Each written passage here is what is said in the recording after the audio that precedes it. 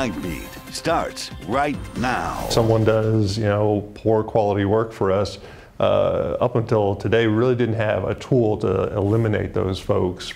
They've got it now. The city has a new tool to get rid of contractors that aren't making the cut. How a new ordinance is giving city leaders more say on who takes on city projects. And Bexar County deputies have a new lead in a hit and run crash. The photo they're hoping will lead them to their suspect. Plus, forget corner flower. There are some bigger questions facing a trio of local restaurants as we go behind the kitchen door. But first, if they mess up the job on city streets, they need to be held accountable. And now San Antonio city leaders say they have a new tool to keep contractors in check and hopefully construction chaos at bay. Torn up roads along St. Mary's and Broadway have been a problem for nearby businesses. They've pushed for something to be done. The Night Team's John Paul Barajas takes a look at what's called the Responsible Bidders Ordinance. Behind schedule construction, low quality work, and negative effects for residents and businesses. All potential issues for street projects. And District 6 Councilwoman Melissa Cabello Haverda says they stem from the city of San Antonio having to take the lowest bid. Unfortunately, the city was put into kind of a corner with the rules that they had to hire again the same contractors that were doing bad work because of the low bidding process. I mean, you didn't even have to necessarily have experience in the same type of work. The councilwoman explains that's why she drafted the Responsible Bidders Ordinance. City Council passed it and made it effective today, meaning contractors will have to uphold to a higher standard. Are they doing good quality work? Are they on time? Are there any issues with the contractor? And they'll get a score, and if the score is below 70, then we can eliminate them. The score sheet is broken into percentages. 20% for meeting contract requirements, 20 for being on schedule, 20 for quality, 20 for responding in a timely fashion, 10 for staying within budget, and 10 for finalizing or closing out the project, all adding up to an even 100. How many problem contractors do you think we have? That's a great question. Now that this ordinance is in effect, that'll start to really show up. Assistant City Manager Rod Sanchez tells us he believes 95 to 99% of contractors do a good job, but adds with evaluations, time will tell. Probably, the middle of this year, 9 months into the year, we'll start to see, if there's any issues with the contractor, we'll start to see it then. District 1 Councilman Mario Bravo has several construction projects within his district. While contractors on current jobs do not face immediate action, he wants them to take note. This is an opportunity to put pressure on them. If you don't deliver on this project, don't expect to get projects with the city of San Antonio going forward. We're told low bids are needed for less complicated projects to get them approved and started, and that low bid will continue to be used going forward, but only for those with passing scores. City officials tell us that this is also a positive for good contractors who will not be able to stand out with their evaluations. At City Hall, John Paul Barajas, KSAT 12 News. John Paul, a little surprised the city didn't have something like that before, but thank you again, JP. All right, juveniles giving chase in stolen vehicles. Something we've heard about several times this week. It happened again tonight, as a matter of fact. If you've seen law enforcement out around Ingram Park Mall, Bexar County deputies are looking for the teens that bailed out of this Kia. Deputies say they attempted to stop the car because it was reported as stolen. A chase ended, and those teenage suspects ran out of the car across 410 and got away. The chopper called in to help with the search. It's ongoing at this hour. The clock is ticking for the Alamo Plaza project, and a downtown bar sits in the way. Now that bar owner may be forced out. The bar's location is where a planned visitor center will be for the Alamo, and today City Council approved the use of eminent domain to take over the land. Now there's still time to negotiate what's called a fair price in all of this, but that window is closing soon. The plan to overhaul Alamo Plaza has been in the works for years, and construction on the visitor center is supposed to start in June. Vince Cantu, the owner of Moses Rose's Hideout, says he doesn't have much faith in the negotiation process. No matter the outcome, he says he won't open up this bar anywhere else. I hope that the people who voted to kill Moses Rose and bury him there will step around his gravesite because the blood is on their hands.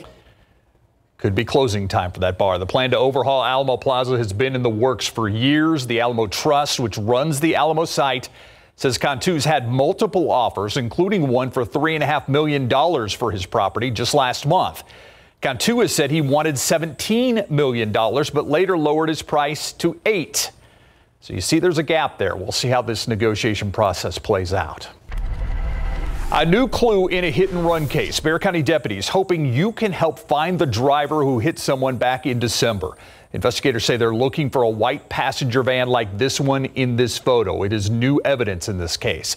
Deputies say the victim was walking from Boots and Heels Saloon in Atascosa when he was hit. They say the victim was hit on Lucky Road on December 29th before midnight and was seriously injured. If you know or have any information in this case that can help investigators, call the Bexar County Sheriff's Office at 210-335-6070. You can remain anonymous. Neighbors in Live Oak concerned about a possible house of horrors on their street. Police are searching for a body that may have been buried on the property. They say it also may have been the scene of a separate murder case. 32-year-old Justin Hunt accused of murdering someone at his home on Montgomery Road. Investigators allege the victim was tortured, injected with bleach, and shot at that home in November.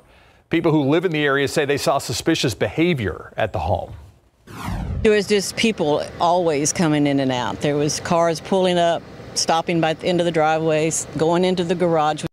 Now, according to an affidavit, another man, this man, David Castleberry, helped move the victim's remains to O'Connor Road. Castleberry already accused in an unrelated murder in Atascosa County. Investigators say they were tipped off that Hunt and Castleberry may have killed and buried another woman on the Montgomery Road property in exchange for $20,000. So far, search teams have not found anything. Let's switch gears now. Let's go outside. Temperatures tonight dropping into the 40s. Meteorologist Adam Caskey tracking what you should expect for that Friday morning commute to work. The weekend's almost here, Adam. It is. It's right around the corner, and you're going to feel the chill again tomorrow morning. Earlier this morning, we were down in the low to mid 30s. It's going to be a similar situation tomorrow. Get ready to start your day around 35 degrees around San Antonio, but you get just outside of town, especially to the north and west, and we're below freezing again. As cool as 29 in Bandera and Pipe Creek, about 32 Canyon Lake, Bulverde, about 31 degrees. By tomorrow afternoon, similar, 58 for the high temperature, but increasing clouds. And speaking of clouds, if you saw some of those very unique cloud formations today, coming up in a few minutes, I'm going to explain what caused those, what they're called, and how they're formed, along with more promising rain chances. I'm gaining confidence, and I like what I see in our pattern. We'll talk about it in a bit. Thank you, Adam. Prosecutors halfway through their case in the Andre McDonald trial. The Air Force major accused of killing his wife, Andreen. Today, an FBI special agent took the stand to talk about evidence in this case. Among the items, a box of heavy-duty contractor garbage bags, an axe, a small hatchet, and a pair of work gloves. FBI special agent David Barushka says they were asked to help collect evidence inside a silver Malibu. They actually found something else. In the cup holder, there were, I believe, 2 lighters that were found.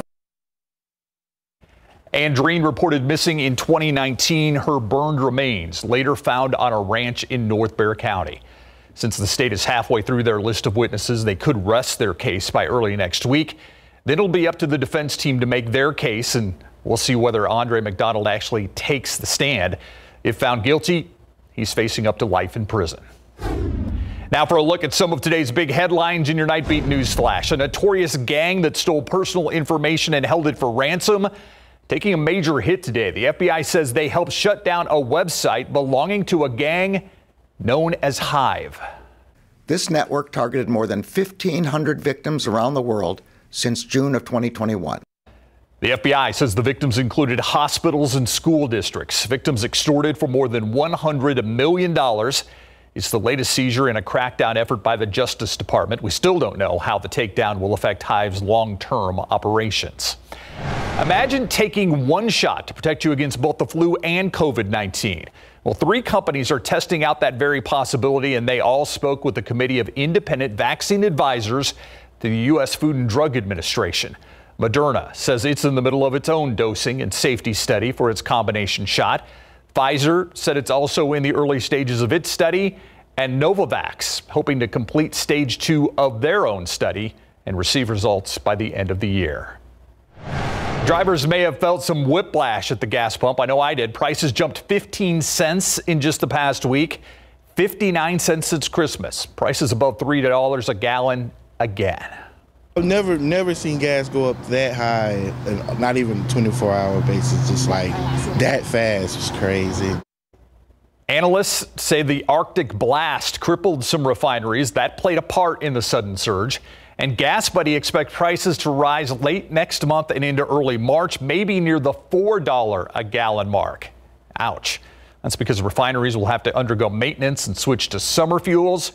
GasBuddy is offering some advice in all of this, though. They say the cheapest day to fill up in San Antonio is on Mondays. And that's a look at your Nightbeat News Flash.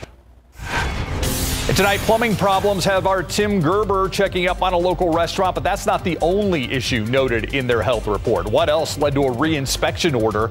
And they're not the only restaurant we're looking at. We're going to go behind the kitchen door coming up on the Nightbeat. And Southwest Airlines testing out a potential fix if it faces a massive meltdown again. The upgrade it's making and the millions Southwest is now expected to lose. It's next on the Nightbeat.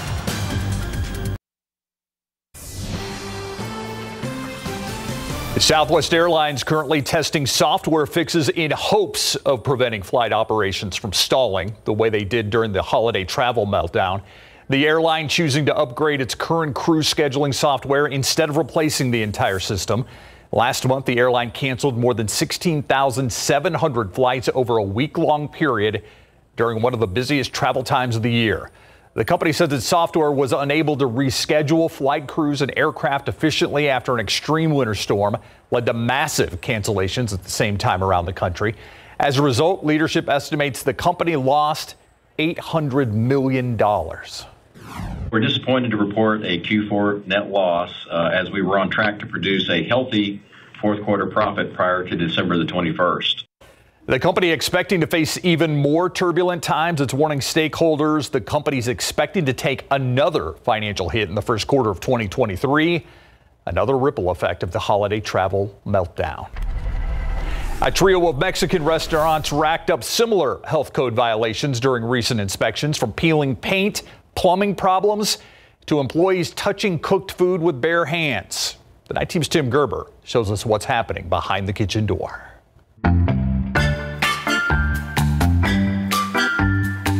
Taqueria Lisco, located in the 6600 block of Zarzamora Street, earned a 75 on their December inspection.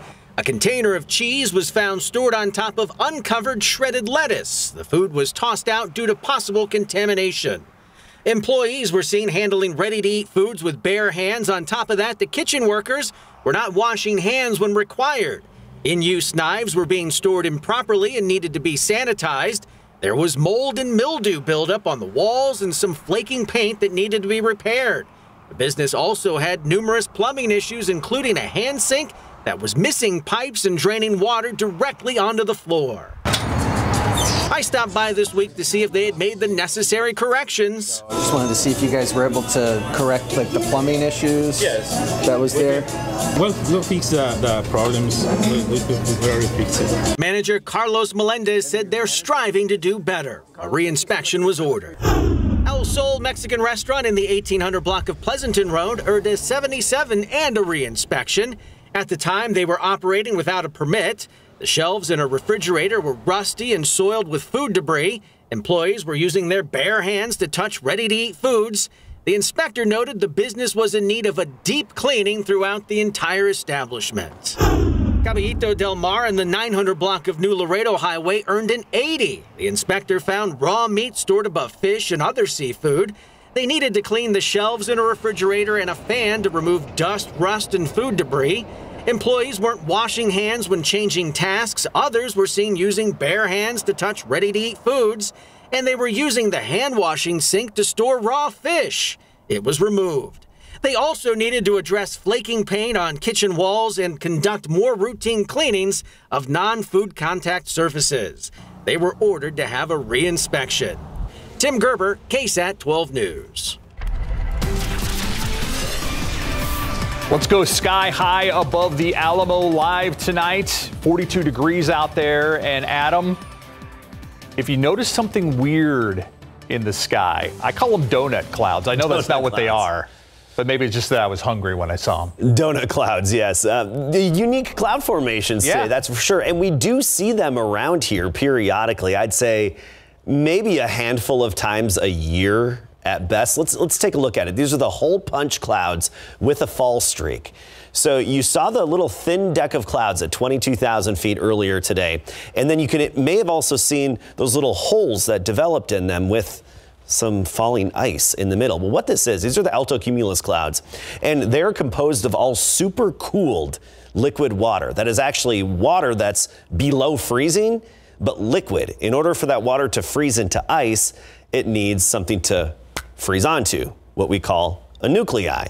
Well, introduce the airplane. An airplane will fly through that thin layer of clouds, punch a little hole in it, and the exhaust from the airplane, basically the little pollutants in the exhaust, act as that nuclei, which then creates the crystallization process, and happens pretty quickly. And then those ice crystals start to fall out of those clouds. We saw a lot of great pictures today from our KSAT viewers. You can go on our website, ksat.com, and you'll see a lot of those good examples and that explanation as well. And on our KSAT Weather Authority app under the pins, the KSAT Connect, a lot of good photos today. Thank you to everybody for posting those. So there's more where that came from. Here's our energy that's going to be sliding overhead this weekend. It's off into the Pacific, still a very weak swirl, but it's enough energy to help us out in the upper levels, and it's going to tap into some Pacific moisture as well. I'm not going to call it an atmospheric river, but it will be some beneficial moisture aloft to help us out as we get into Saturday. Saturday is their next chance of rain, and it's mainly going to be nuisance rain. Here's our future cast. Notice the very light activity, just dampness from sunrise to sunset. Drizzle, sprinkles, coming and going, and then after sunset, a few more actual showers, especially east of I-35, and that'll be the case through early Sunday morning, and about 50% coverage then with the best accumulations east of I-35 and closer to the Gulf coastline. Then by late Sunday afternoon, we clear out a bit. So here's our futurecast in terms of how much rain we could get, and this really tells the tale. Look at noon. On Saturday, we're talking about 0.04 of an inch. That's it. By the time we get to Sunday noon, maybe 0.15 of an inch to 0.2 of an inch locally, but higher potentials far east of San Antonio, as we've been seeing the trend for, well, several rain events in a row. Here's our upper level pattern. Just as we start to clear out on Sunday afternoon, 2 o'clock, a new system is going to be dropping into the western U.S. into California. This upper level low right now shows a lot of promise to dig far enough south into northern Mexico to put us in the sweet spot for the upper level energy. This is a promising setup. We like what we see. Still a little too early to boost the rain chances all the way up, but right now we've got 30% Monday, 40% Tuesday and Wednesday, with a lot of potential there for even some good drought denting beneficial rain. I anticipate by tomorrow morning or afternoon we'll be boosting those rain chances. Otherwise, look at the cool temperatures. Sure, 62 Saturday, 70 Sunday, but low 50s next week for highs.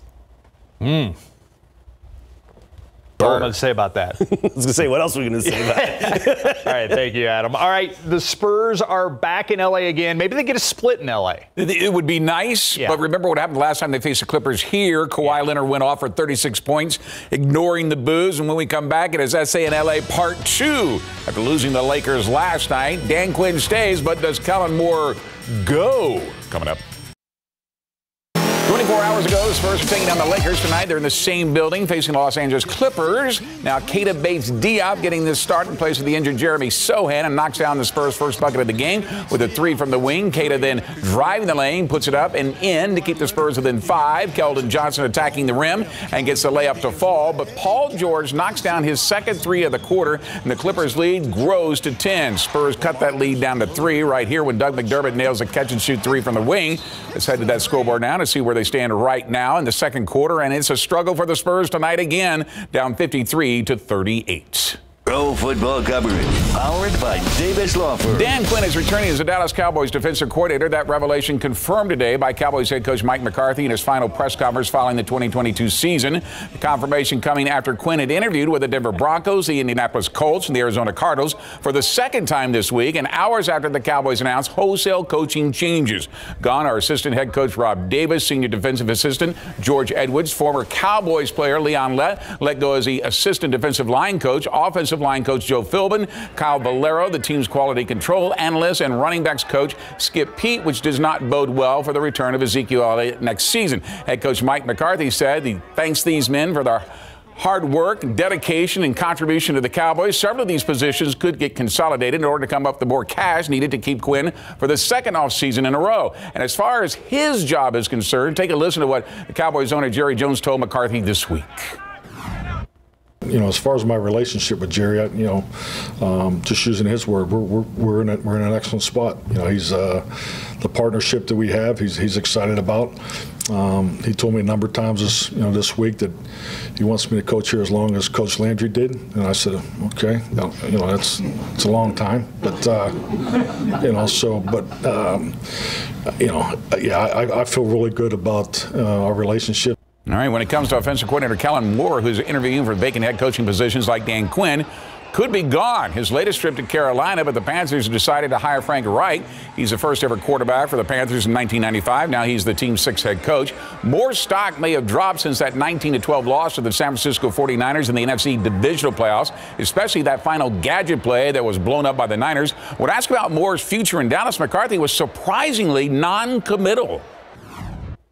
Where I'm at, Frank, I just saw Kellen briefly. My evaluation process is still going on. I really don't want to play this game, today. It's been a long couple of days. So Kellen Moore, and just like the rest of the coaches, will be evaluated. Every coach will be evaluated. So the evaluation just, it takes more than one day.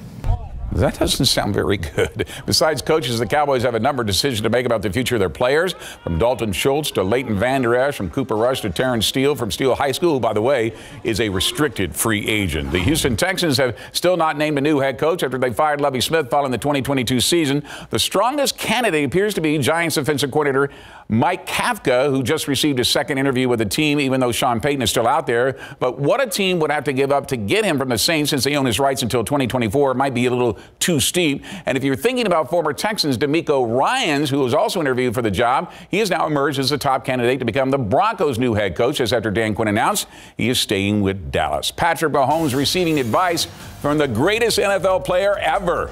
Next. Pro football coverage, powered by Davis Law Firm. Kansas City Chiefs continue to prepare for their rematch with the Cincinnati Bengals in the AFC Championship game this Sunday, a game that Cincy took last year 27-24 in overtime. The big concern for the Chiefs is the health of star quarterback Patrick Mahomes, who suffered a high ankle sprain in the 27-20 win over the Jaguars in the AFC divisional playoffs. But Mahomes reported to us today things actually went better than expected in his first workout since, and is now getting advice from seven-time Super Bowl champion Tom Brady. I thought I had a good day yesterday. Obviously, things you had to work through here and there. But overall, probably better than I expected, being able to go out there and throw the football around and get the reps in that I needed to get in. I talked to Tom a little bit, and, I have a good relationship with him now, and he gives me a lot of advice. Yeah, seriously, he gives me some advice to help me. Why would you not want to learn from the GOAT, man? So anytime anybody like that wants to give me advice, I'll take it in. And it's cool to see the guys that you've watched growing up your whole life be able to talk to you on that type of platform. So the AFC Championship game is the late game. That's at 5:30. The NFC Championship game between the 49ers and the Eagles, that'll be the early game at 2. And the Spurs are down still right now, 66-42, I think, Mike. Yeah, remember when I talked about that split in L.A.? Yeah. Just forget about it. Let's just forget about that. Thanks. Thank you, Greg. We'll be right back. Love this story. A set of twins celebrating their birthday. Each of them turned 100 on Monday. They added all those years up together to celebrate 200 years. Both Francesca and Maria are from Italy. They've lived in their small village all their lives. They have 50 grandchildren and great-grandchildren. One of their grandsons is a mayor in Italy who helped celebrate the occasion. 200 years of birthdays. Unbelievable. See you tomorrow.